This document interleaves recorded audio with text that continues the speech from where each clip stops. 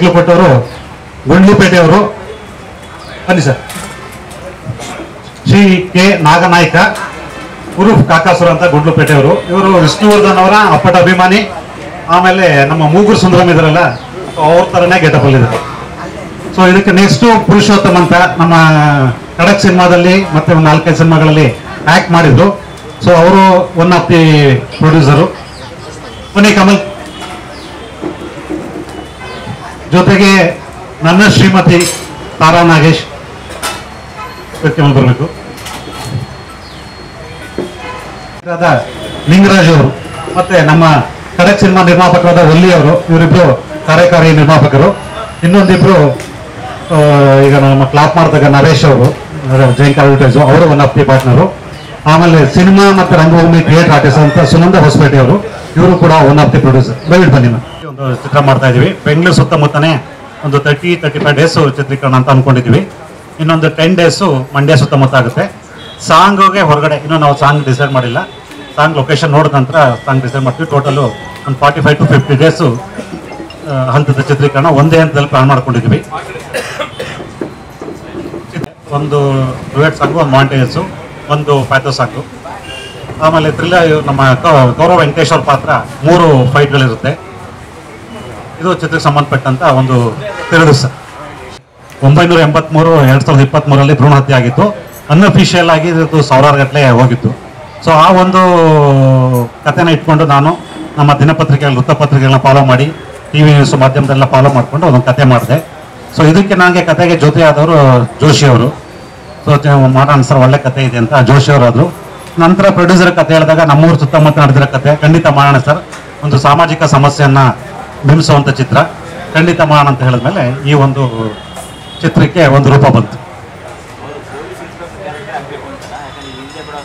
ಇದು ನಾನು ಅಂದರೆ ನಾನು ಪಿಕ್ಚರ್ ಅಡ್ವಾನ್ಸ್ ಮಾಡಿದ್ಮೇಲೆ ಬೇರೆ ಬೇರೆ ಪಿಕ್ಚರ್ ಆಗಿದೆ, ಆ ಚಿತ್ರೀಕರಣ ಆಗಿದೆ. ಬಟ್ ನಾನು ಅಡ್ವಾನ್ಸ್ ಮಾಡಿ ತುಂಬ ದಿವಸ ಆಗಿತ್ತು.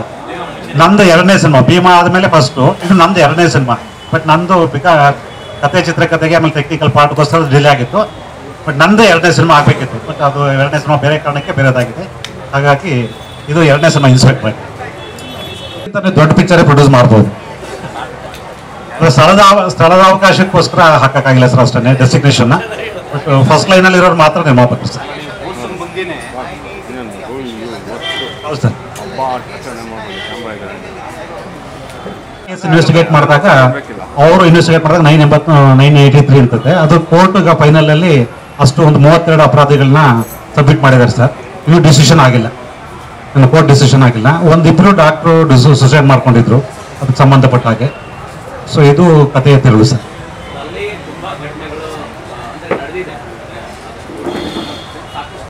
ಸರ್, ಈಗ ನಾವು ಮೊನ್ನೆ ಎಲೆಕ್ಷನ್ ಟೈಮಲ್ಲಿ ನೋಡಿದ್ವಿ, ನಮ್ಗೆ ಯಾರು ಹೆಣ್ಣು ಕೊಡಿಸ್ತಾರೆ ಅವ್ರು ನಾವು ಓಟ್ ಹಾಕ್ತೀವಿ ಅನ್ನೋ ಒಂದು ಯುವಕರು ಬಂದಿದ್ರು. ಈಗ ನಾವು ರೇಷನ್ ನೋಡ್ಕೊಂಡಾಗ 70 to 80% ಇದೆ 100ಗೆ. ಹೆಣ್ಮಕ್ಳು ರೇಷು 100 ಇದೆ. ಸೊ ಹೆಣ್ಮಕ್ಳು ರೇಷು 7 ಈ ಕಥೆನ ಹೇಳಕ್ಕೆ ಹೇಳ್ಕೊಳ್ತಿದ್ವಿ ಸರ್.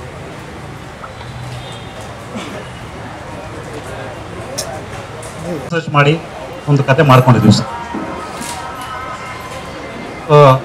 ಉಳಿದ ಕಲಾವಿದರು ಮಾತಾಡ್ತೀವಿ. ಖುಷಿ ಆಯಿತು, ಯಾಕಂದರೆ ಇದೊಂದು ರಿಯಲಿಸ್ಟಿಕ್ ಸಬ್ಜೆಕ್ಟು.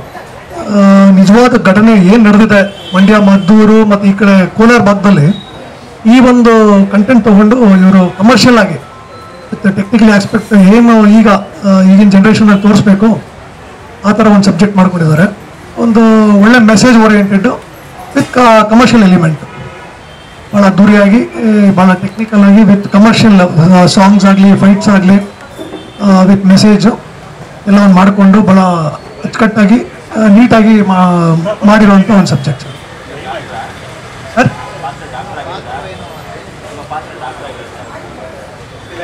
ಇಲ್ಲ ಇಲ್ಲ ಇಲ್ಲ, ನನ್ನ ಪಾತ್ರ ಡಾಕ್ಟ್ರ್ ಇಲ್ಲ.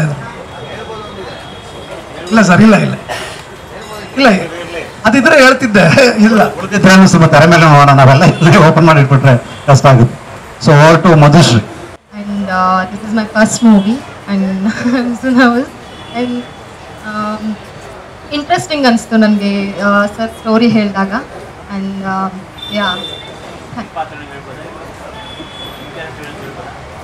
ಸರ್ ಹೇಳ್ತೀನಿ. ಹಾಂ, ಕಾಲೇಜ್ಗಳ ಪಾತ್ರ. ಇದಕ್ಕೆ ಮುಂಚೆ ನಾನು ಕಡಕಲ್ಲಿ ನಾಗೇಶ್ ಅವ್ರ ನಿರ್ದೇಶನದಲ್ಲಿ ವಿಲನ್ ಆಗಿ ಮಾಡಿದ್ದೆ. ಮತ್ತು ಇವರು ಬಂದು ನಮಗೆ ಈ ಚಿತ್ರದ ಒಂದು ಕತೆ ಹೇಳಿದಾಗ ತುಂಬ ಚೆನ್ನಾಗಿತ್ತು. ಇದ್ರಲ್ಲಿ ನನಗೆ ಒಳ್ಳೆ ಪಾತ್ರ ಕೊಟ್ಟಿದ್ದಾರೆ. ಮತ್ತು ಈ ಕತೆ ಕೇಳಿದಾಗ ಸರ್ ನಾನು ಒಂದು ಶೇರ್ ಬರ್ತೀನಿ ಪರವಾಗಿಲ್ಲ ಅಂತ ನಾನೇ ಅವ್ರಿಗೆ ಹೇಳಿ ಇದ್ರಲ್ಲಿ ನಾನು ಸಹ ಒಂದು ಶೇರ್ ನಿರ್ಮಾಪಕನಾಗಿ ಪಾತ್ರ ನಿರ್ವಹಿಸ್ತೀನಿ. ನನ್ನ ಹೆಸರು ಶೋಭಿತಾ. ಇದು ನಮ್ಮದು 4th ಮೂವಿ. ಈ ಮೊದಲನೇದಾಗಿ ಹೇಳಬೇಕಂದ್ರೆ ಈ ನೈಜ ಕಥೆಯ ಸೃಷ್ಟಿಕರ್ತರಾದ ನಮ್ಮ ಡೈರೆಕ್ಟರ್ ಅವ್ರಿಗೆ ಥ್ಯಾಂಕ್ಸ್ ಹೇಳೋಕ್ಕೆ ಇಷ್ಟಪಡ್ತೀನಿ. ಯಾಕಂದರೆ ಆ ಕಥೆಯಲ್ಲಿ ಪ್ರಮುಖ ಪಾತ್ರವನ್ನು ಅಂದರೆ ಅದರಲ್ಲಿ ನಾನು ಚೆನ್ನಾಗಿ ನಿಭಾಯಿಸಬಲ್ಲೆ ಅನ್ನೋ ಒಂದು ನಂಬಿಕೆಯಿಂದ ನನಗೆ ಆ ಪಾತ್ರವನ್ನು ಕೊಟ್ಟಿದ್ದಾರೆ. ನನ್ನ ಪಾತ್ರದ ಬಗ್ಗೆ ಹೇಳಬೇಕಂದ್ರೆ ಈ ಮೂವಿಲಿ ಅಂದರೆ ಹೈಯರ್ ಸ್ಟಡೀಸ್ ಮಾಡ್ತಾ ಇದ್ದೀನಿ. ಅಂದರೆ ಇನ್ವೆಸ್ಟಿಗೇಷನ್ಗೆ ಹೆಲ್ಪ್ ಮಾಡುವಂಥ ಒಂದು ಪ್ರಮುಖವಾದ ಪಾತ್ರ. ಹಾಗೆ ನಿಮ್ಮೆಲ್ಲರ ಸಪೋರ್ಟ್ ಬ್ಲೆಸ್ಸಿಂಗ್ಸ್ ಇರಲಿ ಅಂತ ನಾನು ಕೇಳ್ಬೋದು. ನಾನು ಮೈಸೂರಿನವನು, ಶಿವಾಜಿರಾವ್ ಜಾಧವ್ ಅಂತ. ಇದು ನನ್ನ 147ನೇ ಸಿನಿಮಾ. ನಾಗೇಶ್ ಸರ್ ಫೋನ್ ಮಾಡಿ ನನ್ನ ಪಾತ್ರವನ್ನ ಇವರು ಹಿಂದೆ ನಾನು ಸೇತುರಾಮ್ ಸಾರ್ದು ಮಂಥನ ಸೀರಿಯಲ್ ಅಲ್ಲಿ ಒಬ್ಬ ಬಿಲ್ಡರ್ ಕ್ಯಾರೆಕ್ಟರ್ ಮಾಡ್ತಾ ಇದ್ದೆ, ಶಿವಶಂಕರ್ ರೆಡ್ಡಿ ಅಂತ. ಆ ಪಾತ್ರಕ್ಕೆ ನನಗೆ ಆರ್ಯಭಟ ಅವಾರ್ಡ್ ಕೂಡ ಬಂದಿತ್ತು ಆ ವರ್ಷ. ಅದನ್ನ ನೋಡಿ ನೆನಪಿಸ್ಕೊಂಡಿದ್ರು, ಒಂದು MLA ಕ್ಯಾರೆಕ್ಟರ್ ಇದೆ ಸರ್ ಮಾಡ್ಬೇಕು ನೀವು ಅಂತಂದ್ರು. ಒಳ್ಳೆ MLAನ ಕೆಟ್ಟ MLAನ ಅಂತಂದೆ. ನೀವು ಬನ್ನಿ ನಾನು ಹೇಳ್ತೀನಿ ಅಂತ ಹೇಳಿದ್ದಾರೆ. ಹಾಗಾಗಿ ನಾನು ನಿಮ್ಗೆ ಏನು ಹೇಳಕ್ ಆಗ್ತಾ ಇಲ್ಲ. Thank you. ಸಿಕ್ಕಿರೋದವರು ಶೂಟಿಂಗ್ ಡೇಟ್ ಕೊಡ್ತಿದ್ದಾರೆ, ಸಿಗ್ತಾರೆ 27, 28, 29 ಮಾಡಿದೀನಿ ಸರ್. ಸಿನಿಮಾದಲ್ಲೂ ಮಾಡಿದ್ದೀನಿ, ಈಗ MLA ಕ್ಯಾರೆಕ್ಟರ್ನ ಸೀರಿಯಲ್ಲೂ ಮಾಡಿದ್ದೀನಿ. ಈಗ ನಾಗೇಶ್ವರ ಜೊತೆ ಮಾತಾಡ್ತೀನಿ. ಈ ಕ್ಯಾರೆಕ್ಟರ್ ಅಂದ್ರೆ ಇನ್ನೂ ಗೊತ್ತಿಲ್ಲ ಸರ್ ನಂಗೆ ಏನ್ ಕ್ಯಾರೆಕ್ಟರ್ ಅಂತ. MLA ಅಷ್ಟೇ ನನ್ಗೆ ಗೊತ್ತಿರೋದು. ಒಳ್ಳೆಯವನು ಕಿಟ್ಟವನು ಅಂತಾನು ಹೇಳಿಲ್ಲ ಇನ್ನು. ಸಹಕಾರ ಪೋಷಕ ನಟರಾಗಿ ಮಾಡಿದ್ದಾರೆ. ಬಟ್ ಒಂದು ಮೇಜರ್ ಪಾತ್ರ ಈ ಸಿನಿಮಾದಲ್ಲಿ ಅವ್ರಿಗೆ ಒಂದು ಪೂರ್ತಿ ಸಿನಿಮಾನ ಆವರಿಸ್ಕೊಳ್ಳುವಂತ ಒಂದು ದೊಡ್ಡ ಪಾತ್ರ ಶಿವಾಜಿರಾವ್ ಜಾಧವ್ ಅವರು. ಒಂದು ಸಣ್ಣ ಅವಕಾಶ ಕೊಟ್ಟಿದ್ರು ಸೀರಿಯಲಲ್ಲಿ. ಅಲ್ಲಿಂದ ಇಲ್ಲಿವರೆಗೂ ಕಂಟಿನ್ಯೂ ಆಗಿ ಸೀರಿಯಲ್ ಮಾಡ್ತಾನೆ ಇದ್ದೀನಿ. ಇಷ್ಟೊತ್ತಿಗೆ ಆಗಲೇ ಒಂದು 120 ಸೀರಿಯಲ್ ಆಯಿತು. ಸಣ್ಣ ಪುಟ್ಟ ಎಲ್ಲ ಕ್ಯಾರೆಕ್ಟರ್ ಸೇರಿ 120 ಸೀರಿಯಲ್ ಆಯಿತು. ಒಂದು 62 ಸಿನಿಮಾ ಆಯಿತು. ಅವ್ರ ಸಿನಿಮಾದಲ್ಲೂ ಒಂದು ಮಾಡಿದ್ದೀನಿ.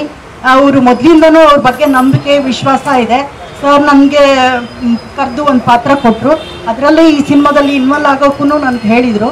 ತುಂಬ ಖುಷಿಯಿಂದ ಒಪ್ಕೊಂಡಿದ್ದೀನಿ. ಎಲ್ಲ ಒಳ್ಳೆಯದಾಗಲಿ ಅಂತ ಬಯಸ್ತೀನಿ. ನಿಮ್ಮೆಲ್ಲರ ಆಶೀರ್ವಾದ ನಮ್ಮ ಮೇಲೆ ಇರಬೇಕು. ಧನ್ಯವಾದ. ಮತ್ತು ನೀವೆಲ್ಲರೂ ತಮ್ಮ ಸಮಯನ ಬಿಡುವು ಮಾಡಿಕೊಂಡು ನಾವೆಲ್ಲ ಕೆಲಸ ಮಾಡ್ತಾಯಿದ್ದೀವಿ. ಅದನ್ನು ಜನಗಳಿಗೆ ತಲುಪಿಸೋವಂಥ ಒಂದು ಬ್ಯೂಟಿಫುಲ್ ಕೆಲಸಕ್ಕೆ ನೀವೆಲ್ಲರೂ ಸೇರಿದ್ದೀರ. Thank you so much. ನಾನು ಚಿರಋಣಿ, ಖಂಡಿತವಾಗ್ಲೂ ಮಾಧ್ಯಮದವ್ರಿಗೆಲ್ಲರಿಗೂ ನಾನು ಚಿರಋಣಿ. ಮೊದಲನೇದಾಗಿ ನಾನು ಕುಂಭ ಸಂಭವ ಸದಸ್ಯೆಯಾಗಿ ಕುಂಭ ಸಂಭವ ಟೀಮ್ನ ಎಲ್ಲರಿಗೂ ಕಂಗ್ರ್ಯಾಚುಲೇಷನ್ಸ್ ಮತ್ತು all the very very best ಅಂತ ಹೇಳ್ತಾ ಇದ್ದೀನಿ. ಎಸ್ ಇಲ್ಲ ಸರ್, ಖಂಡಿತ ಇಲ್ಲ. ನಿರ್ದೇಶಕರು ಹೇಗೆ ಹೇಳ್ತಾರೋ ಹಾಗೆ ಆ್ಯಕ್ಟ್ ಮಾಡೋ ಕಲಾವಿದೆ ನಾನು. ನೋಡಿ ಸರ್, ನೀವು ಹೇಳಿ ಪೊಲೀಸ್ ಪಾತ್ರ ಬಿಟ್ಟು ಬೇರೆ ಪಾತ್ರಗಳ ನಿರೀಕ್ಷೆಯಲ್ಲಿ ಕೂಡ ನಾನು ಇದ್ದೀನಿ. ಸೊ ಹೆಚ್ಚೆಚ್ಚು ಪೊಲೀಸ್ ಪಾತ್ರಗಳ ಆರಿಸಿ ನನಗೆ ಬರ್ತಾ ಇದೆ. ಬಹುಶಃ ಇದು 3ನೇದು. ಹೌದು ಸರ್, ಅಫಿಷಿಯಲಿ 2ನೇದು. ಕಸ್ಟಡಿ ಆದಮೇಲೆ ನಾನು ಮತ್ತೆ ಈ ಸಿನಿಮಾ ಒಪ್ಕೊಂಡು ಈಗ ಶುರು ಆಗ್ತಾ ಇದೆ. ಇವತ್ತಿಂದ ಶುರುವಾಗಿದೆ. ನಿಮ್ಮೆಲ್ಲರ ಆಶೀರ್ವಾದ ಮತ್ತು ಹಾರೈಕೆ ಪ್ರೀತಿ ದಯವಿಟ್ಟು ನಮ್ಮ ಮೇಲೆ ಇರಲಿ ಅಂತ ಕೇಳ್ಕೊತಾ ಇದ್ದೀನಿ.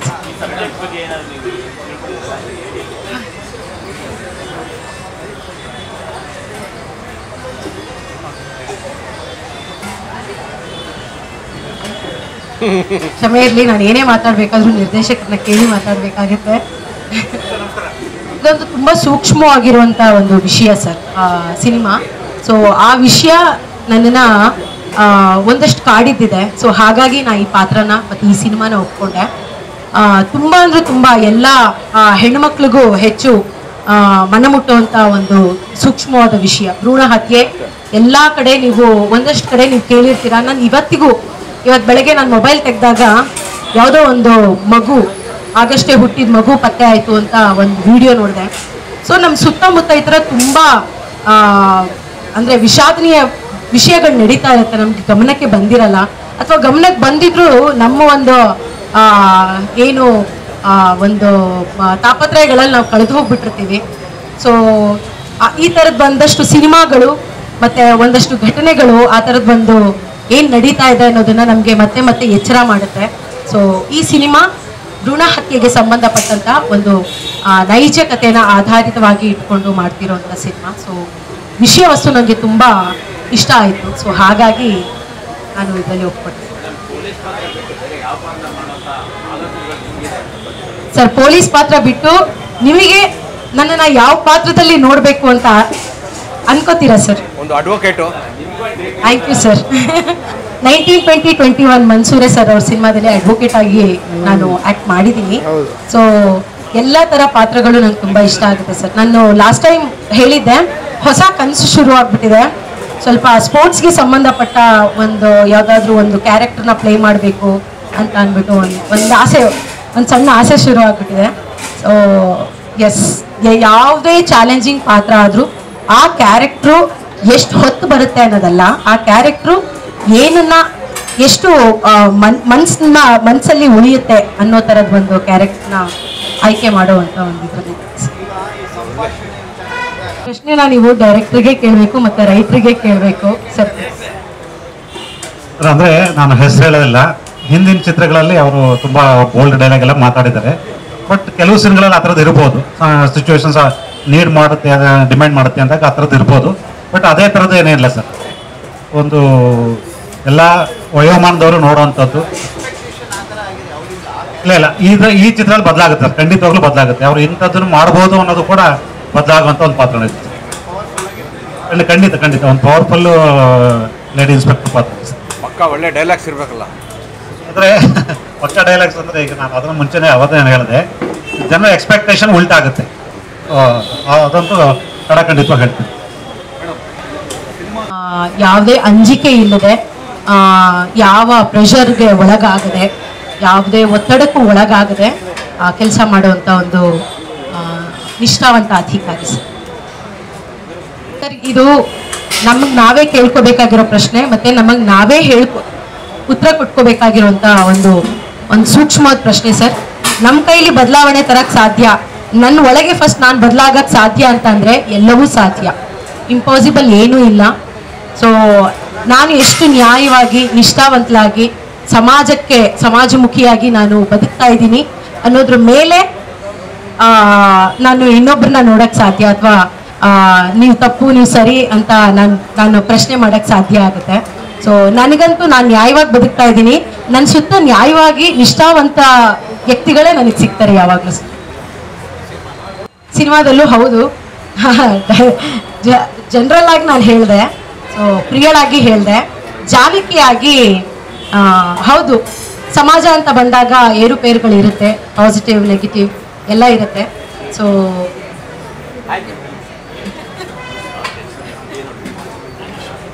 ನಾನೇನು ಬಿಟ್ಕೊಡಲ್ಲ. ಅದು ಎನಿ ಕ್ವಶನ್ಸ್? ನಾವೇನು ಮಾಡೋದು?